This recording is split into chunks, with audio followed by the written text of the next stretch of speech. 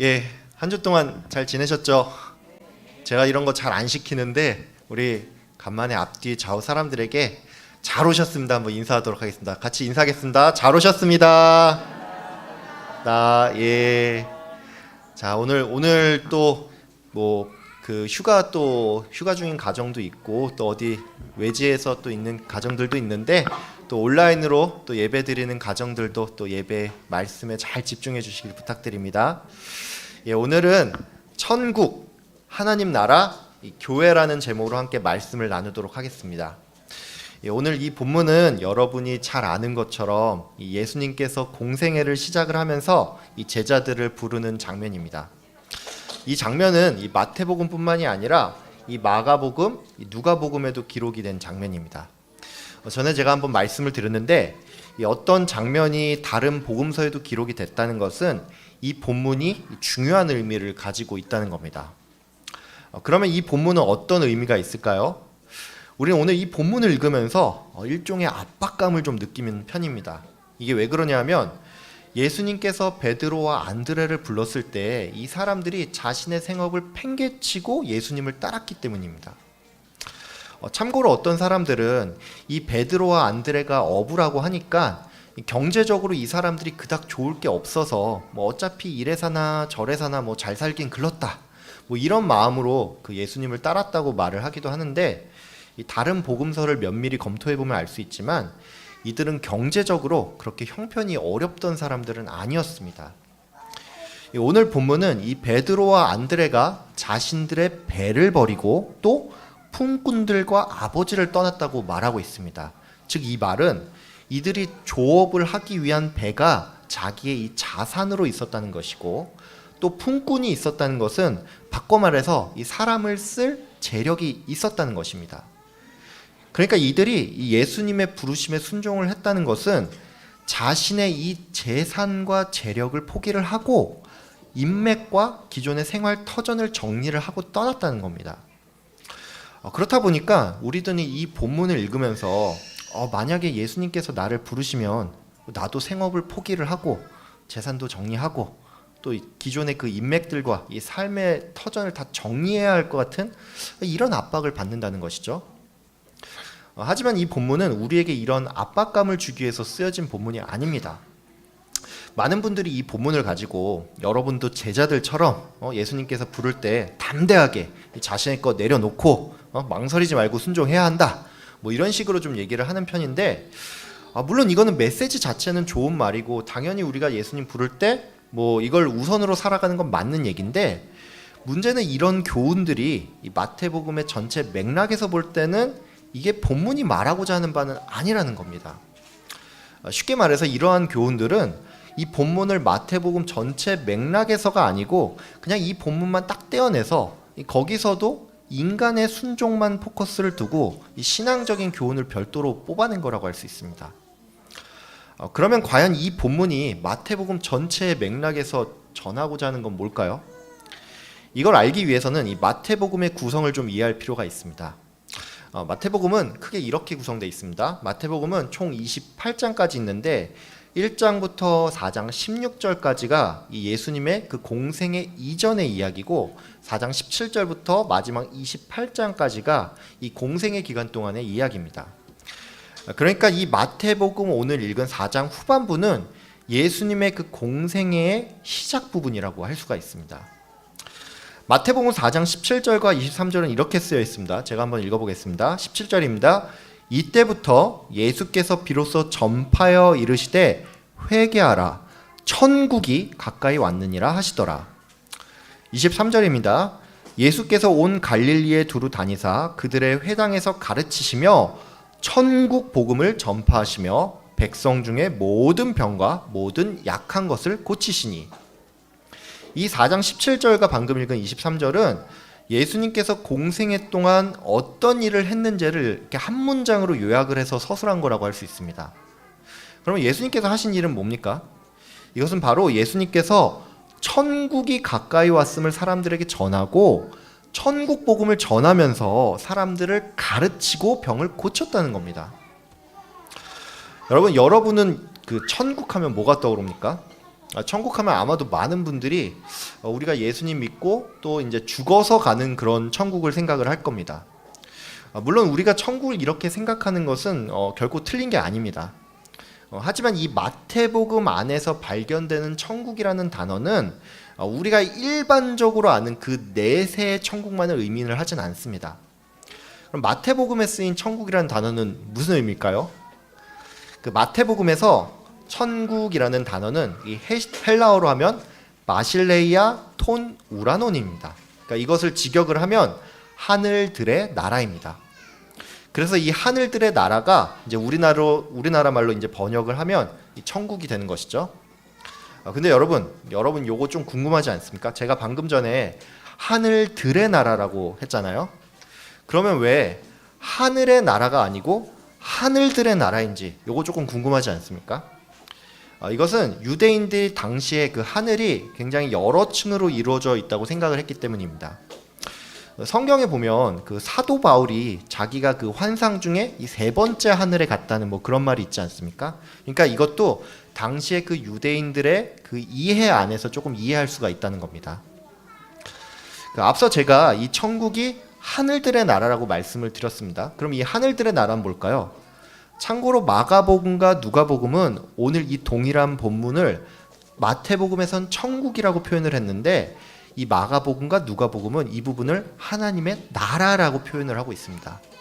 그렇기 때문에 이 하늘들의 나라는 하나님 나라, 즉 하나님의 통치를 받는 성도이며 교회라는 것을 알 수가 있습니다.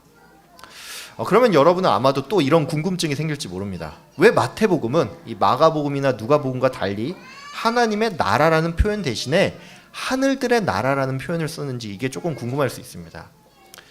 참고로 마태복음은 이 저자 마태가 예수님을 유대인의 왕으로 보고 그래서 유대인의 왕으로 오신 예수께서 그 통치하는 하나님 나라에 관심을 가지고 책을 저술했습니다. 그러니까 이 말은 마태가 유대인의 독자들을 염두를 두고 이 책을 썼다는 겁니다. 근데 당시의 유대인들은 이 십계명의 그 3계명에 따라서 하나님을 망령되이 일컫는 것을 꺼려했습니다. 그래서 하나님의 나라라는 표현 대신에 그들은 이 하나님께서 이 하늘에 거하신다고 생각을 했기 때문에 하늘들의 나라라는 단어를 썼다는 것이죠. 우리가 주기도문에 보면 하늘에 계신 우리 아버지여라는 그 말이 있지 않습니까? 그래서 이 하늘이라는 단어는 하나님이 거하는 처소로서 또 하나님을 대신해서 쓴 단어입니다. 이제 여러분은 이 마태복음에 나온 천국이라는 단어가 우리가 흔히 알고 있는 그 죽어서 가는 천국만 의미하는 게 아니라 하나님의 통치를 받는 하나님 나라이고 또 성도이며 교회임을 이제 이해할 수 있을 겁니다. 제가 방금 전까지 이 마태복음이 말하는 천국이 하나님 나라이고 성도이며 교회라고 말씀을 드렸는데 제가 왜 이걸 이렇게 길게 설명을 했을까요? 이 길게 했다는 건 중요하다는 것이겠죠? 제가 이걸 길게 설명드린 까닭은 그 예수님께서 전한 천국 복음이 결국에는 하나님 나라가 어떤 곳인지를 예수님께서 가르쳤다는 걸 말하기 때문에 그렇습니다. 제가 조금 더 쉽게 설명드릴게요. 예수님이 천국 복음을 전했는데 이 복음의 내용은 우리들, 그러니까 교회가 어떤 존재이고 성도가 어떻게 살아야 하는지를 예수님께서 가르쳤다는 겁니다. 제가 앞서서 마태복음 4장 17절 23절이 그 예수님의 공생의 사역을 요약한 거라고 말씀을 드렸습니다. 즉 예수님께서는 교회가 뭐고 교회가 뭘 하는 곳인지를 가르쳤다는 것입니다. 그러니까 이 4장 17절 바로 뒤에 이어지는 장면이 오늘 본문인 이 제자를 부르는 장면이라는 것은 예수께서 교회의 구성원으로 성도를 불렀다는데 그 포인트가 있는 것이지 제자들이 자기 생업 내팽겨치고 주를 따랐다는데 그 포인트가 있는 게 아니라는 것입니다. 그래서 오늘 이 본문은 우리에게 부담을 주는 본문이 아니고 우리의 정체가 무엇인지를 알려주는 본문이라는 것입니다. 그럼 오늘 본문이 말하는 이 교회는 어떤 곳일까요? 교회는 오늘 본문을 통해 알 수 있는 것처럼 예수님께 부름받은 사람들의 모임입니다. 베드로가 예수님을 만난 것은 그가 예수님의 어떤 명성을 듣고 이렇게 찾아간 것이 아닙니다. 예수님께서 제자들을 찾아오셨고 또 부르셨습니다. 여러분 지금 여러분이 이 자리에 앉아서 지금 예배를 드리고 있죠. 그럼 여러분은 어떻게 지금 이 자리에 오게 됐습니까? 이 아내나 아니면 아이를 따라서 뭐 어쩔 수 없이 지금 자리에 앉아 계신 분도 계시겠죠. 근데 여러분이 지금 이 자리에 앉아 있는 것은 하나님이 여러분을 알아보고 여러분을 불렀기 때문에 가능한 것입니다. 여러분은 이 자신이 이 성도란 사실이 감격스럽습니까? 여러분 어떻게 예수님 만났습니까? 뭐 부단히 노력을 해서 그래서 예수님 만났습니까? 이 가수 박진영 씨는 자신이 이제 예수님을 믿기 위해서 뭐 성경을 굉장히 여러 차례 읽고 뭐 또 신학 서적도 보고 또 이스라엘까지 가서 공부를 했다고 하는데 여러분은 뭐 그런 노력을 기울인 끝에 예수님을 만났습니까? 우리가 지금 성도로서 살아가는 게 감격스럽고 감사한 까닭은 우리가 어떤 노력을 해서 그 믿음에 이른 것이 아니고 하나님이 먼저 우리를 알아보시고 예수님께서 우리를 찾아오셨기 때문입니다. 이 세상의 많은 종교들은 인간에게 굉장히 많은 노력을 요구합니다. 뭐 당장 불교만 해도 그렇습니다. 불교는 제가 대학 때 이제 비교 종교학 이런 것도 좀 공부를 했었거든요. 그래서 이 불교에 대해서 조금 잘 아는데 불교는 이 내 안에 이 불성을 발견을 하고 그래서 자아를 지우고 그래서 윤회의 사슬을 끊고 해탈을 해야 한다고 말을 합니다. 근데 이 과정에 이르기 위해서 굉장히 많은 수행을 해야 합니다. 그래서 불교인들 같은 경우에는 제가 물어보면 이 모든 불교인들이 이 경지에 이른 게 아니고 일반적인 그냥 불교인은 뭐 자기 업보에 따라서 다음 생에는 잘하면 인간이고 못하면 뭐 동물이나 뭐 그것보다 못하면 뭐 벌레로 태어날 수 있다는 것입니다. 그러니까 불교는 우리 기독교처럼 예수 믿는 모든 사람이 구원을 받는 종교가 아니고 불교인들 중에서도 정말 극소수만 해탈을 할 수가 있다는 겁니다. 이처럼 많은 종교들은 대체로 인간 편의 책임을 굉장히 많이 강조를 합니다.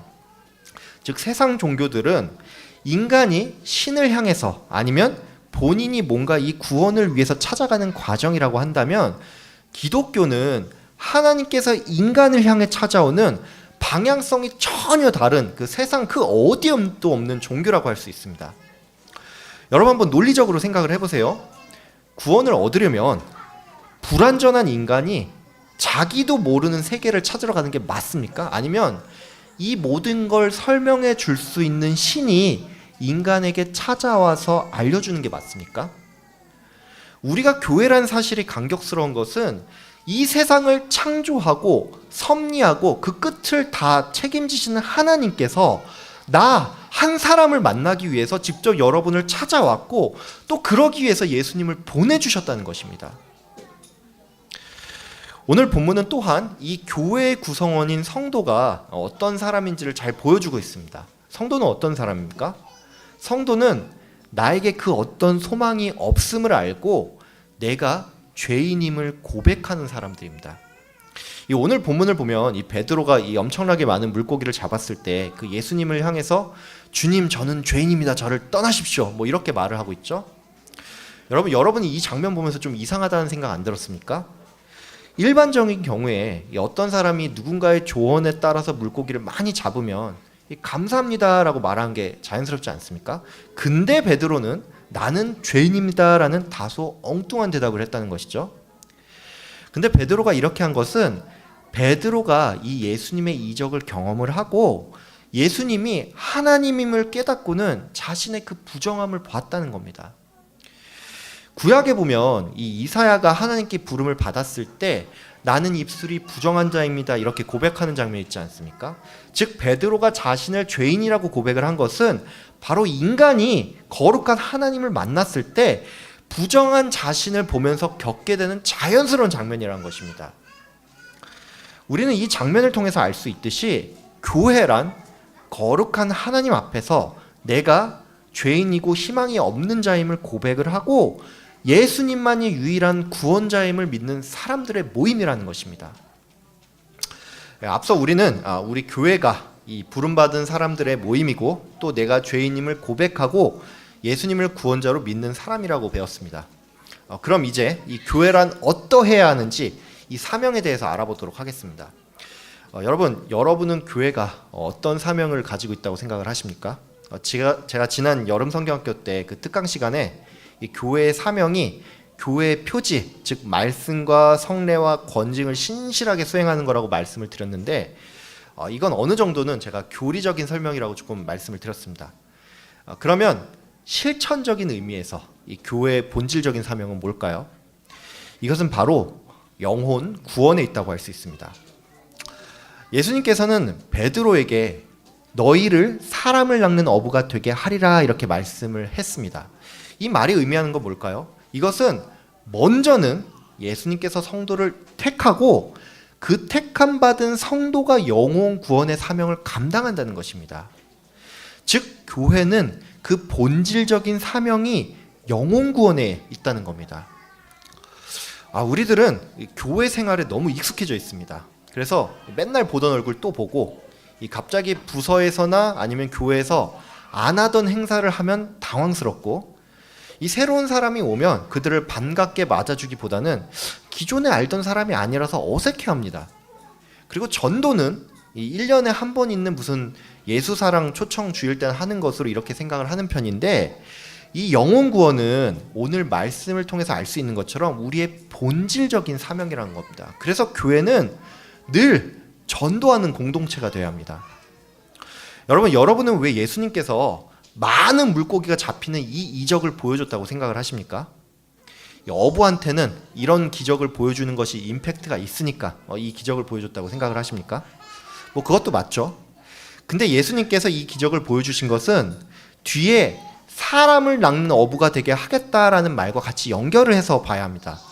즉 예수님께서 이처럼 많은 물고기가 잡힌 기적을 보여준 까닭은 이같이 많은 영혼들을 너희가 교회로 이끌어야 함을 보여주는데 그 목적이 있다는 것입니다. 그렇기 때문에 여러분은 교회의 사명이 영혼 구원에 있음을 잊지 마시고 틈만 나면 여러분 되든 안 되든 내가 예수님 믿는다는 사실 티내고 다니십시오. 그리고 부담 주지 않는 선에서 계속 권하십시오. 교회를 가자고. 그게 여러분의 본질적인 사명입니다. 여러분 계속 권하잖아요. 그러면 계속 거절합니다. 근데 그 사람이 살면서 요즘 말로 일종의 그 현타가 오는 순간에 여러분을 찾게 됩니다. 그러니까 낙심하지 마시고 계속 권하십시오. 오늘 말씀 맺겠습니다. 여러분 이제부터는 오늘부터는 이 본문을 읽을 때 내 생업 포기하고 예수님 따라야 하나 이런 압박감으로 이 본문 읽지 말기 바랍니다. 물론 우리는 예수님 부를 때 순종을 해야겠죠. 근데 다 사역자로 부른 거 아닙니다. 이 고린도전서 12장에 보면은 우리가 그리스도의 몸이고 또 각 사람들이 지체라고 말하고 있습니다. 근데 여기서 지체라는 것은 우리가 각자 다른 위치에서 다른 역할을 하면서 산다는 겁니다. 그래서 고린도전서 12장은 너희들이 다 선생이겠냐, 너희들이 다 병 고치는 자겠냐, 선지자겠냐 이렇게 반문을 한다는 것이죠. 그러니까 여러분 이제 이 본문 보면서 나도 사역자로 부르는 거 아니야 이러면서 고민하지 말기 바랍니다. 이 본문은 예수님께서 하나님 나라를 이루시기 위해서 교회의 구성원으로 성도를 부르는 장면입니다. 그러니까 여러분이 부름받은 성도며 교회라는 사실을 기억을 하시고 이것에 감사하는 여러분 되길 바랍니다. 또 죄를 고백하고 예수님만이 나의 유일한 구원자됨을 고백하는 여러분 되길 바랍니다. 교회의 사명은 사람을 낚는 어부입니다. 여러분 모두는 한 사람 한 사람이 걸어다니는 교회입니다.